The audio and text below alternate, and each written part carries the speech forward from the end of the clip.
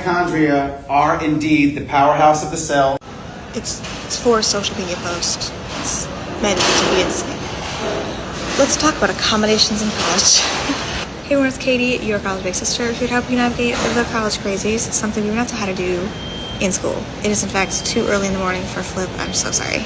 So a college accommodation is basically a modification to your academics, living space, or campus life in some way to provide equal access for disabled students to thrive in college. This is required under the Americans with Disabilities Act, and it's important to note that both public and private colleges and universities have to meet these requirements to provide access to all students.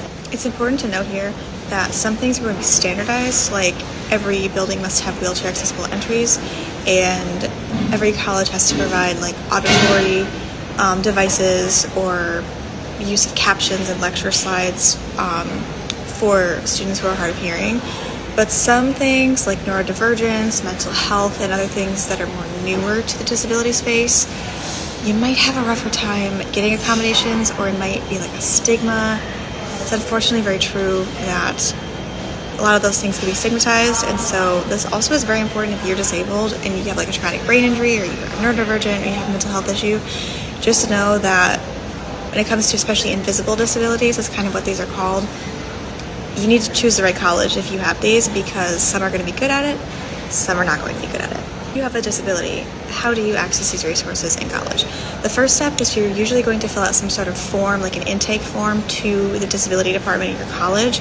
A lot of times you then need to meet with your primary care doctor, get documentation, any accommodations that you might need, and then you'll be paired with like an access specialist. They will help facilitate resources and support to ensure that you have everything you need to thrive academically, socially, and have a living space that meets all of your needs. It's important to note that accommodations can't fundamentally change the learning outcomes of the course, so you can't like get out of an assignment through an accommodation. That's a huge misconception, but you can get an extension, or maybe you'll provide additional resources to help you complete an assignment. My advice is definitely work with your professors, work with your access specialist, and figure out what you need to succeed as an individual, because it's going to look different for everyone. As always, open communication is best. Be open with your professors. 9 times out of 10, they're going to be more flexible than you're going to think, because they want to help you succeed, and this is going to help you.